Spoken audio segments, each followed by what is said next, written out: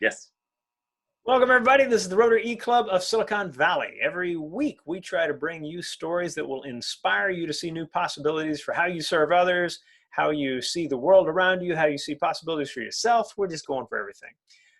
Rotary International is a group of 1.2-ish million people around the world who love to make life for others better. So they do this through all kinds of projects, big and small. The motto is service above self, and we are very much into that. Our club in particular has special interests in education, entrepreneurship, and innovation, especially as they relate to service. We like to think that we are exploring how technology can serve the business of service. This week, we're going to hear from one of our own. Caleb LaPlante is in Oregon. He is an interesting guy on multiple fronts, including being interested in drone racing. And if you're like, wait, what? Don't worry, he'll explain it. So you've read his bio coming in. I hope that you are excited, as I am, about this cool topic. And with that, I will hand it over to you. Caleb, it is yours. Thank you, Rushton. Can you hear me? Great. I'm pleased, thrilled to present on this topic. Some things have changed since, Rushton, you asked if I'd be interested in presenting, and I'll explain those in a little bit, the things that have changed. I'm a member of the Rotary eClub of Silicon Valley.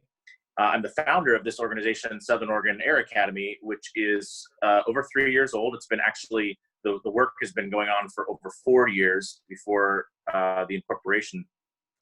And drone racing is something that we added to our programming among high school flight instruction and summer camps for middle schoolers. We added that this calendar year in January. And I won't go into all the background about how I got interested in aviation and how the organization was founded. Maybe in Q&A, if anybody's interested, I'd be happy to get into some of that. But I want to jump into drone racing, and I think it's a perfectly applicable topic to our club's three main focuses, which are entrepreneurship, education, and hold on. Innovation. Thank you. Because there's so much innovation in this technology, which leads to entrepreneurship. And of course, our program is rooted in education, middle school and high school students in the United States. So drone racing is something I think when people hear the term, they go, yeah, I get it. There's some flying things going around and they're probably trying to get to the finish line before the other guy. And that's true. But there's a lot more to it. I have to admit or say this first. And that is that I am not a pilot of a remotely operated aircraft. I am not even a fixed wing pilot. And so coming into this and being the main person in our organization to develop this program, along with our teachers, et cetera, and partners, but I had to learn a lot. And so this is relatively fresh for me. I would say 6 to 8 months is when we really committed to it 6 or 8 months ago. So I'm giving this to you not as an expert necessarily, but somebody who just decided to do it and learn. And it's still enough fresh in my brain that I hope as I give it to you, for anybody who's really wanting to take this and do something with it, with youth especially. And I'll be available after the presentation for more Q&A, even offline. But this should be a good dose, I would say, up front. So my slides are focused on the basics of our program. Up front in the slides are what the different technologies are that we're using. This is the same presentation that each teacher on our 15 teams here locally gave to their group of students on their team. The whole league that we formed was 150 students altogether in our small region in Oregon. So this is the technology. You'll see on the left, it's a tiny drone. That is a 2-inch drone that's called a tiny whoop. Or Whoop, some people pronounce it, W-H-O-O-P, and it's remotely operated with goggles, which you'll see in a minute. These race at about 30, 35 miles an hour, maybe a little bit faster. They're perfectly safe in the regard that you know, we went in and did demos in classrooms, and that they're not a danger for open blades around people, which is why we use them with kids to start off with. You'll see on the right that where we would be going with this program is a 5-inch drone with open blades. These go over 100 miles per hour, and you'll see in a minute what that looks like. That radio there is applicable or usable for both aircraft, small and large. This is these are two individuals who are wearing the goggles. You'll see another photo of this in a bit. but what this is a visual feed inside the goggle that is using pretty complex radio frequencies and visual frequencies to communicate with the drone for the audio part of it, and then you of course have the radio controller that's communicating as well. So there's a lot of non-visual stuff in the airwaves that's bouncing around, which is another thing you have to learn to manage. It's really actually a fun lesson for kids. This is the simulator. So really getting into what we did with the kids when they went through the first week of just seeing the equipment and learning about it and getting this presentation, they all got onto simulators. You have to have pretty high powered computers to do this for this, the video card and the processing capability, but we have them for 6 weeks doing sims so that they can learn muscle memory and not either damage the equipment or be a danger. So this is a really neat program. And there's a video in the notes on the website link for this presentation. I believe Russian can put the link to this video slide, and you can watch some of these videos. And this is a quick example of what the youth are looking at as they're controlling a drone virtually on a computer. There's just dozens, if not over 100 levels. You can build your own level, and it's a wonderful learning tool. It's an important learning tool just for basic piloting ability, but also to learn the technology, the hardware and software and everything that goes with it, and do it in a way where you're not risking the equipment. So I'm going to switch past that video. You can see how cool, how cool the sims are. This is a tiny whoop video. I mentioned to you that our first season, the spring season with kids, we were doing these tiny whoops. The end of year competition, it's 2 full weekends of competition, was with this technology, these 2-inch drone tech, 2-inch drones that were flying. So I'm going to talk a little bit while you watch this video. These are 9 video feeds coming straight to pilots' goggles. These aren't our kids. We just pulled this video down because the music and the visual is pretty fun. There's a timing system, and there's a whole bunch of other background stuff that you have to learn. But essentially, the pilots take off simultaneously, and the course that you've set with all kinds of lights and obstacles, they race around, and they're trying to fly the fastest lap. So if they can keep getting laps in and they blow a lap or two, they might be able to be the winner of the heat when they fly the fastest heat. And then, of course, there's qualifiers. So as you fly a fast heat, you get ranked, and then you move on. And there's a whole system there. But it's like any competition. You start, everybody starts, and then you work down to a few who were the best.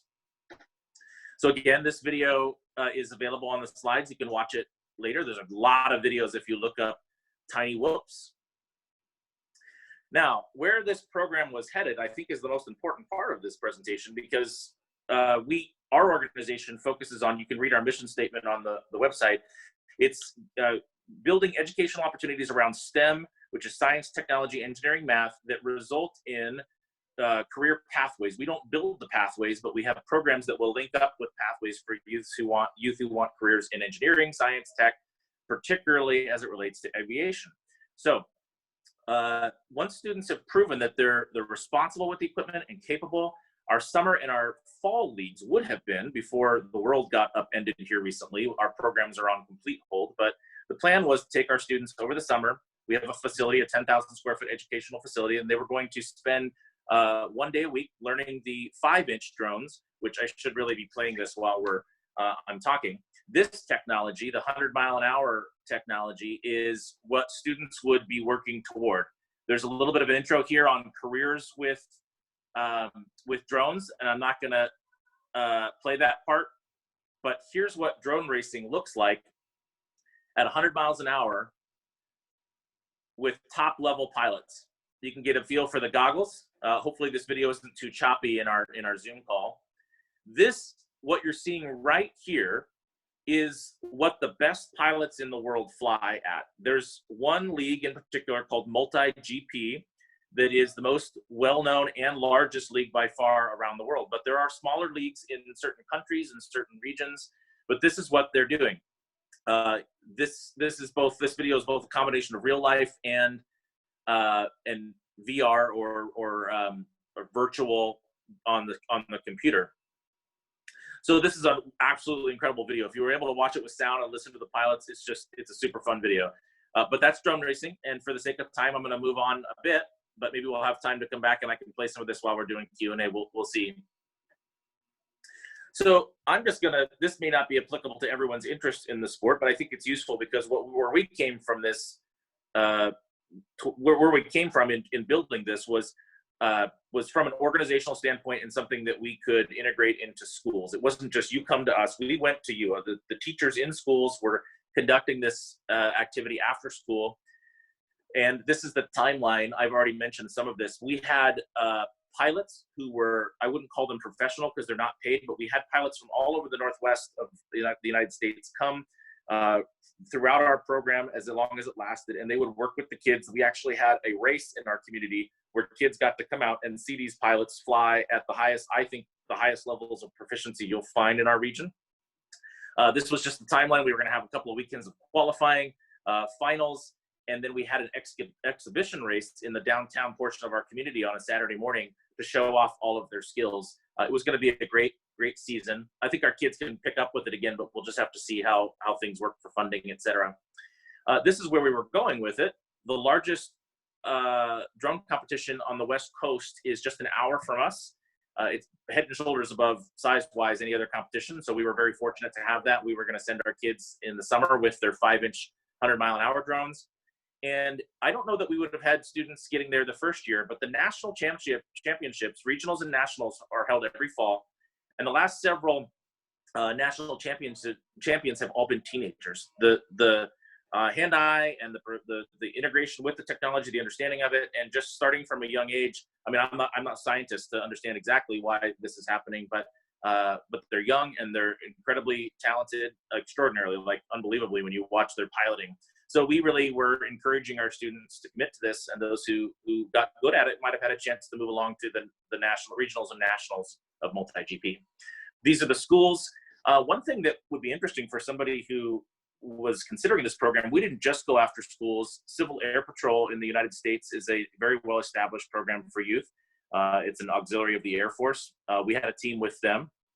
We had a homeschool team, and we had 2 charter schools, which really allowed a unique experience for the students. We were intentional about picking our teams. And all of this was building toward, we have several professionals in our community who, for instance, one is was a vice president of an organization that ran a military drone test range for 20 years. We have other professionals and businesses in our community that wanted to build a pipeline of professional skill building. So from drone racing, when students got into high school, we were designing and building a center of excellence, meaning students would go on to advanced applications that were uses for drones with payloads like cameras and infrared that would be used in commercial settings. They'd actually get their FAA license as a sophomore when they turn 16 and go work in internships after school with businesses in our region. And that could still very well happen too. And that was part of the extension of our program and where we were going. There's a little blip on the Civil Air Patrol, and every student got one of these drones as part of the program. There's a nice video about that drone in here. This is a video about the actual drone, but each team had one of these. And I think I'm coming in just on time. As I wrap up and Rushton leads us to questions, I will say that in Oregon, one thing we knew we had to do early on was for this to be successful beyond just our region, we had to network with others in our region doing similar work and encourage them or entice them to do drone racing as well. And in Portland, the suburb where Intel is and Nike and a number of other well-known brands, they have a school district we found that wanted to do this, and they were building a similar league there. They were a little behind us, but they in May of 2021, we both would have been at the level to hold a state championship. And this is very much a sport that can be conducive at the school level to following a model like any sport, cross country, football, basketball, whatever your sport is, swimming. This is like that. And in fact, in the recent shutdowns with COVID and people being at home, there was, I think it was Michigan, held their state championship drone race for students.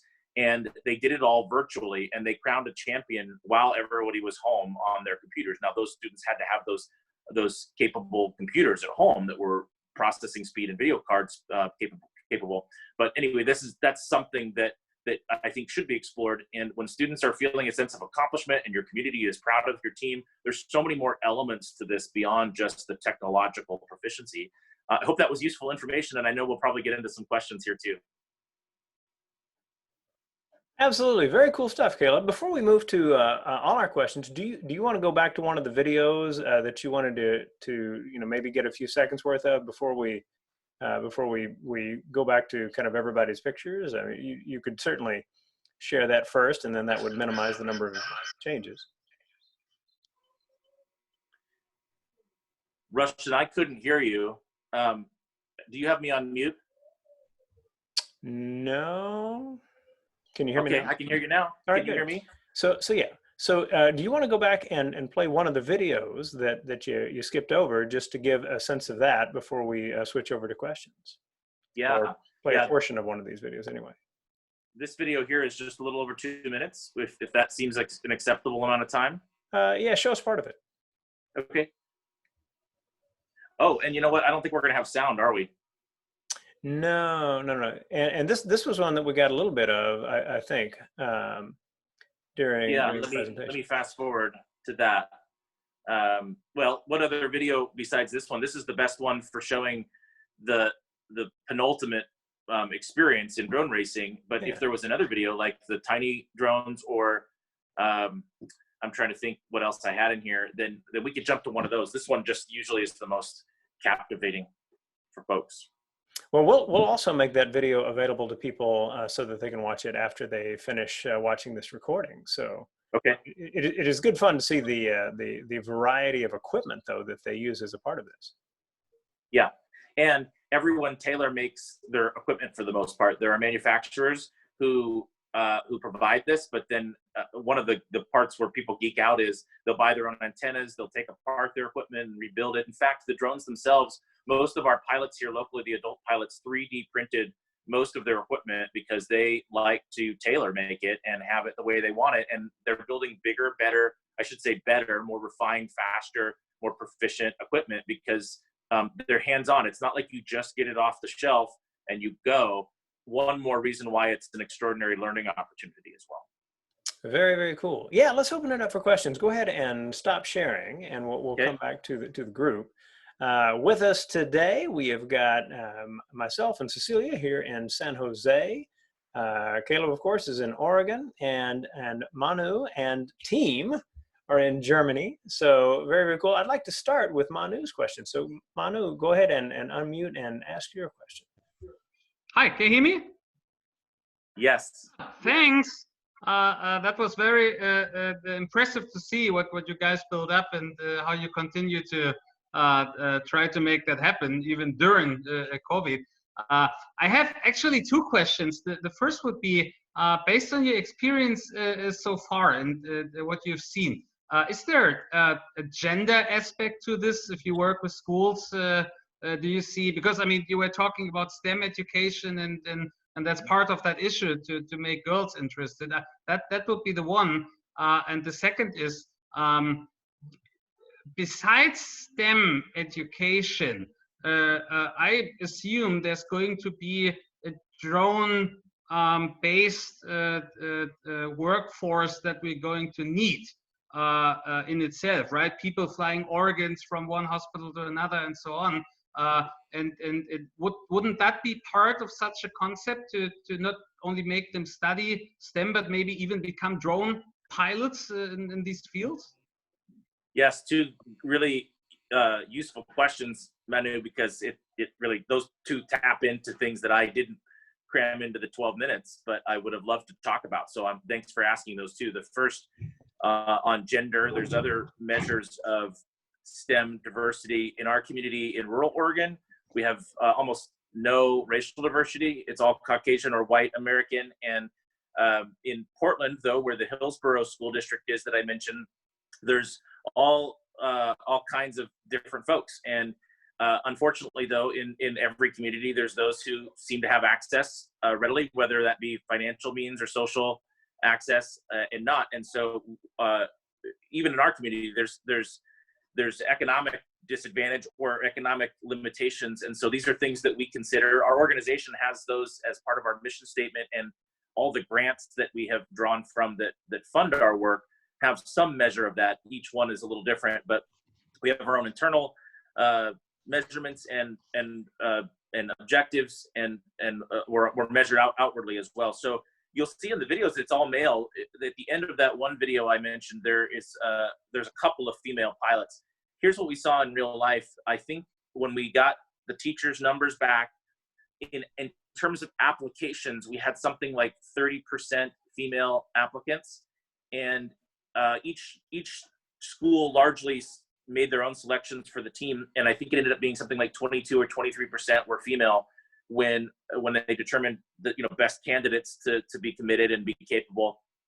So I thought that was encouraging, particularly in our community. The school districts that we know very well from other programs have said that finding avenues for females to be excited about, young women to be excited about this type of technology is they don't see those high percentages. So I thought that was encouraging when you're intentional about making sure that girls and women see this opportunity, and without unnecessarily creating expectation for them, but putting them in front of it. I think they'll jump in, the ones who want to, and we've had several who were excited about having something that they could compete with their male friends on, because most sports don't have that, and this didn't feel to them like something where they just had to play against certain members of their peers. They could compete against all the members of their peers that were involved. The second, yes, our drone racing program was designed to host a student for 2 years. They had a start to finish track, and after that, by no later than their sophomore year in high school, which is the second of 4 years for us here in the States, they would start a new track, and it would be all commercial applications. And by the time they turned 16, they would get their federal aviation license that was applicable to this, and thus they could go intern and actually take drones that business here don't have, and payloads that they don't have available. So it's not just internship, they're actually kind of working for these groups and companies. They're doing that before they graduate. Last thing on that note is that one committee I'm in charge of is the Oregon Department of Education Aviation Committee, and we've got a really nice group of 16 people from working across aviation and education in the state. The Oregon State University guy on that committee said that they've been studying drones for a long time, and when the commercial world opened up a few years ago, everyone was excited for this technology and thought, this is the wave that's coming, and let's get ready, and it's going to be plentiful and bountiful for everyone. He was just telling me maybe 6 months ago that has really slowed, and part of that is for everyone to figure out what are the real opportunities, not just the hype and the rush to the technology. But he feels like in the next 3 to 5 years, the businesses that are going after this are gonna mature and reveal themselves, if you will. They're there, but nobody knows. And the one that's most exciting to me is we're going to the moon in 2024, and we're going to Mars in 2035. And so much of that equipment is unmanned vehicle equipment. They just finished the helicopter that's going to fly around Mars, and it's going out on a vessel this summer to leave for Mars in advance of manned expeditions in 15 years. So unmanned aerial technology is part of our space exploration in a way that has never been when we go commercial into space, which is our next voyage. So I hope that gives you something that addresses those questions. Yeah, it does. I wish these things would have been around when I was back in high school. Yeah, same. If there's other questions, we can jump there. But I know, Manu, you're part of our club, and you had some interesting ideas for how in your community you might like to use this, whether you want to talk about specific or just general. If nobody else has other questions, I know you and I are probably going to connect later, Manu, but is there anything you were coming into this presentation with that you are excited about, or that you wanted to learn or say while on the call?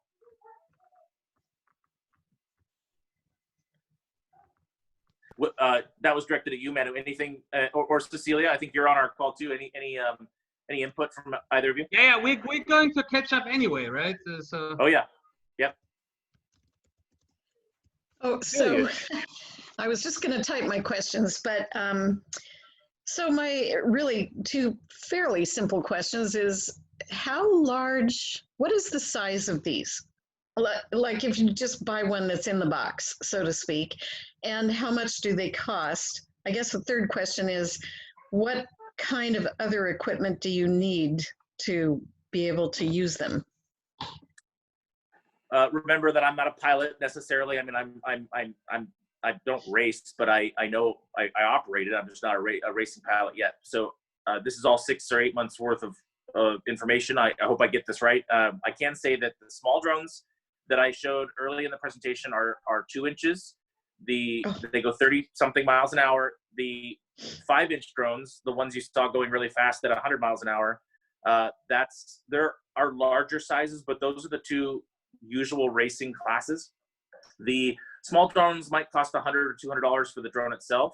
The large drone is more like $300 or $400, and that doesn't include the goggles. That's another couple $300 maybe US dollars, and the controller minimum probably 100, 150, but you can get a really nice controller that allows a lot more range and a lot more capability. I mentioned the computer. We found that for simulator, which is how you build your skills, even as an adult, it's probably a $600 to $800 at minimum to have the video card capability and the processing capability to run that. Probably more like 800 or 1,000. So that's your biggest chunk. And then when you start flying the 5-inch larger drones, it's all the parts that you break as you fly, and you have to put them back on there. And I have a couple of pilots locally who love and hate their passion for this sport, because they just, all their allowance, if you will, their quote allowance goes toward their drones, fixing their drones. Got it. Well, that's not as expensive as I would have expected, and so that just answered my questions. Thank you. A good question. Thank you. Very cool stuff. We'll wind down the recording. I know that I've got plenty of questions about kind of drone technology in general that we'll jump into after we finish. And of course, members and guests, you are always welcome to join the recordings that we do. Whenever we do them, we try to do them at a time that's convenient for the speaker, because as a recording, we can make them a part of some upcoming week's program quite conveniently. It's one of the things that we feel we do well, is to share with the Rotary world the really cool stories we come across. I'd like to remind everybody that we want to know you are here. So just down from this page, from the video and the links that follow it, if you want to learn more about the Southern Oregon Air Academy or watch some of these videos, you'll be able to do it. There is the attendance spot, a little form that you fill out. Put in your email address, and doing it correctly means you'll get an email that you can pass along to your club secretary if you are not in our club and want to make up a miss from a meeting that you might have not made it to at some point recently. Additionally, at the bottom there is the discuss section, and we would love for you to tell us what you think. What did you think of this program? What did you think of the meeting? What ideas do you have for us? And what replies might you have for other people who have posted ideas in the discuss section as well? As we wind down every week, we like to hand things back to our speaker for a final word. So I will do that for this program as well. I'll hand it back to Caleb before we finish. So Caleb? I am glad to have had the chance to record this. I'm going to share it even after the club has seen it. I think it's a great thing for people a lot of people who know me in my social network don't even know what drone racing is. So this is a way to show them. And I hope that drones are a hot topic. So when you're talking to somebody later, not because they need to know about our program, but share this or something like it with them, because this is a very accessible type of technology and interesting to youth. And the more that we expose our youth to this type of activity, the more that we'll have opportunity for them to get a head start on whatever they're going to contribute to the world and to our communities in the future. So I'm a big fan of drone racing, and I hope I've created a few more of those today with everyone who's watched.